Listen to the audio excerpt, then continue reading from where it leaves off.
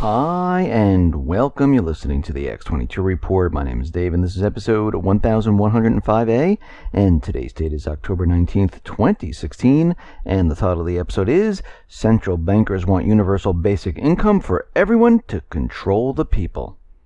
Let's get into the economic collapse financial news. Now, as everything is continually building up with the election, with what's going on around the world, we see the economy deteriorating very, very quickly now. I mean, it has completely accelerated to the downside. And it looks like at this point the central bankers are running out of time, because as we come into this holiday season, we're going to see the economy completely implode on itself. And when we look around, we've been watching all these economic indicators decline further and further, where it looks like we are completely in a recession right now, heading towards a major collapse of the system. And we continually look at housing, and housing is absolutely awful. I mean, back in August, we saw that housing starts and permits, well, they were awful. September data, well, that's a complete disaster. Now, they thought housing was going to rise by 2.9%. But we know by looking at the housing market that this was completely impossible. And we see right now that housing starts, it has plunged by 9% in September. This is the weakest since March of 2015. Starts have crashed almost 12%, the most since April of 2011. Now, for the first time since June of 2014, housing starts fell for 2 months in a row, crashing to 12% year on year. Because what we're seeing right now is, first of all, we're out of the hot season for real estate. That's normally during the summer months, and no pun intended there. But we are heading into the winter time where housing really slows. And during this summertime, we never saw housing really pick up. Multifamily housing collapsed by 38% month on month, 40% year on year. And this tells us something. This is another economic indicator letting us know that we're no longer in this fake recovery. We're in this recession teetering on a collapse. And it's not getting better. Because when we look at the Cass Freight Index, we see that shipments sank by 0.4% for the month and are down 3.1% from shipments a year ago. Now, what this means is this holiday season, it's not going to be good at all. The corporate media, the U.S. government, they're going to try to cover this up as best they possibly can. Black Friday, Cyber Monday are probably going to be a disaster. Now, the corporate media is going to try to spin this.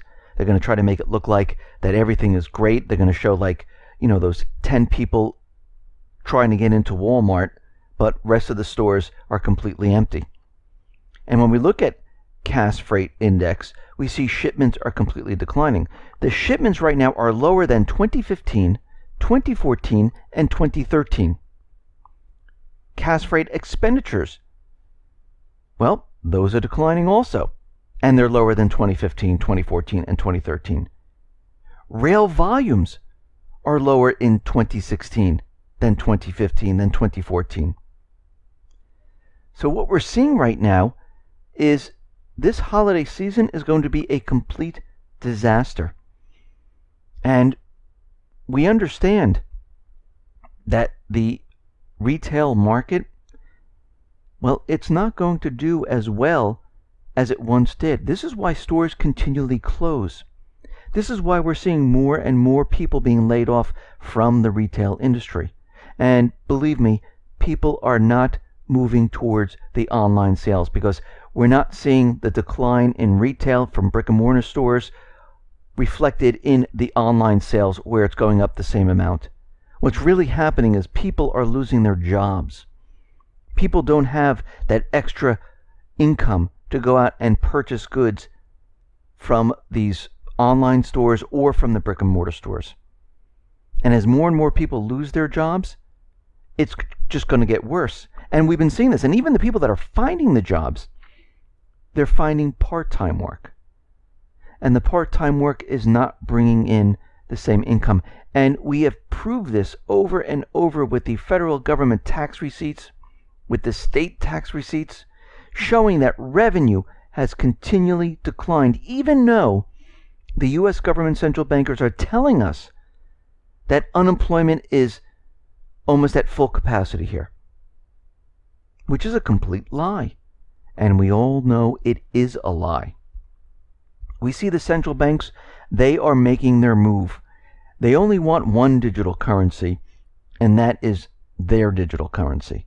We see the ECB officially warned about the dangers of virtual currencies in general.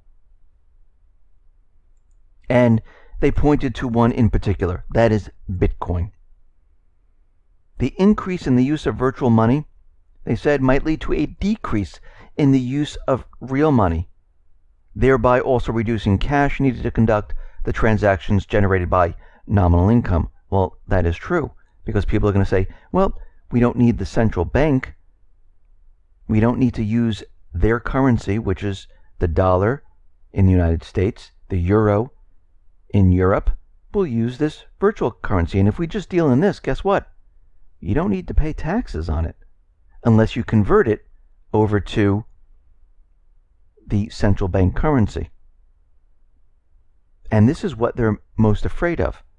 Because imagine if the public decided to use a virtual currency outside of the system, or they decided to use a physical currency outside of the system that is not attached to the central bank. Well, guess what? The central bank would have nothing to do with what they're doing. If stores decided to take Bitcoin, some of them have,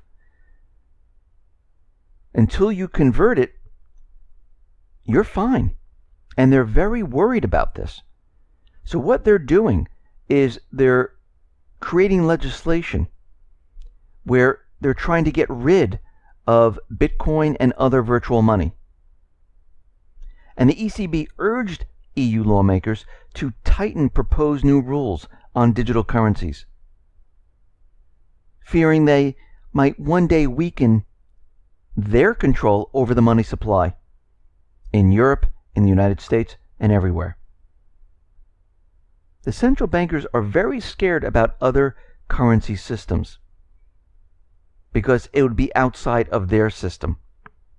Now, the central banks, their agenda is to spread debt around the world. We know this. And they've spread debt everywhere. And they're running out of places to do this. Most of the countries have so much debt they can't even operate. And most of the countries are implementing austerity on the people. And these countries, they're collapsing.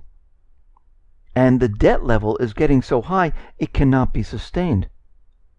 And they know this. They know jobs aren't being created, manufacturing is declining, the economies are declining rapidly, we're negative interest rates. And what the central banks and governments like to do is they like to control the people. They want to make sure that they have control. And one way of doing this is using maybe a universal income to give everyone a certain amount of income every day, even if they don't work. If you don't work or you do work, if your job was outsourced to robots or technology, doesn't make a difference, everyone will get paid. Now, what happens is you become subservient to the central bank and the government, and you have to do what the government wants. So think about what they're doing right now. They will implement this. Some people call it helicopter money, but a universal basic income is not a one-time thing. It's a continuous thing where they will be able to control the people because the people will be dependent on them. This is what they're doing with health insurance. They want you dependent on the government. You're receiving subsidies, you're under Obamacare, This is what you have to do if you want this. You have to be vaccinated. You have to take the treatment that we say. You have to do what we want. So think about what they're doing right now. If they're going to give you an income, they're going to give you health insurance, they control the population at this point. And this is what they've been trying to do for a very long time because they're afraid of the people. The people scare them quite a bit because there's a lot more of the people than there are of them. And this is why they want them dependent on the government. Now, in the beginning, it's when they mentioned, when they created the welfare system, they created programs to help the poor. It sounded good. And it sounded like, oh, the government is trying to help. They're trying to help these individuals. But we have to think about, why do these individuals need help? Why do we still have poverty? Why is the infrastructure continually deteriorating in the United States? We're allegedly one of the wealthiest countries in the world, and I know we're not the top, but we create the currency out of thin air. Well, the Federal Reserve does. But if you notice, none of those funds are being filtered back into the United States to the people. So once again, it goes back to the central bank. Because their agenda is not to help the people. Their agenda is not to wipe out poverty. Their agenda is not to fix the infrastructure inside the United States. Our government employees, our government servants, they're controlled by corporations, by central banks, by foreign governments. They do not work for the people. They work for others. This is why when you look at our country today, you see that nothing's really changed. Actually, the poverty level has gone up. There are more people on food stamps than ever before. The infrastructure in the United States is deteriorating rapidly. And there's a reason for this, because it all goes back to the one source, and that is the central bank. It goes back to the elite, those hiding behind the curtain. And if we as a people can maybe stop fighting with each other, if we can stop arguing about Republican, Democrat, black, white, orange, purple, green, religion, and sit down and take a minute and say, who is our common enemy? What is our problem here in this country?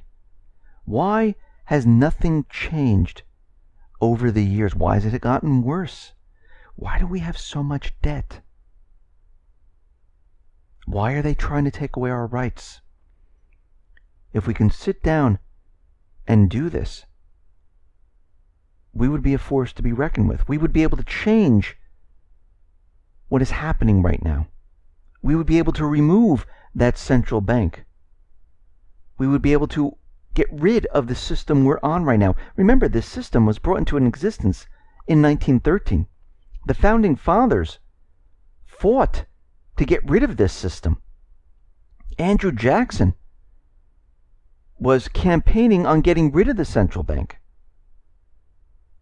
But these central bankers, they always weasel their way back into it. They always bribe. They always do things in the dark of night. And this is what they've done all along. They hide behind the curtain. And we need to expose them. We need to take back our economy, our country, and our lives. Listen, everyone, thanks a lot for listening. Be well, be safe, and especially be prepared. Thanks a lot.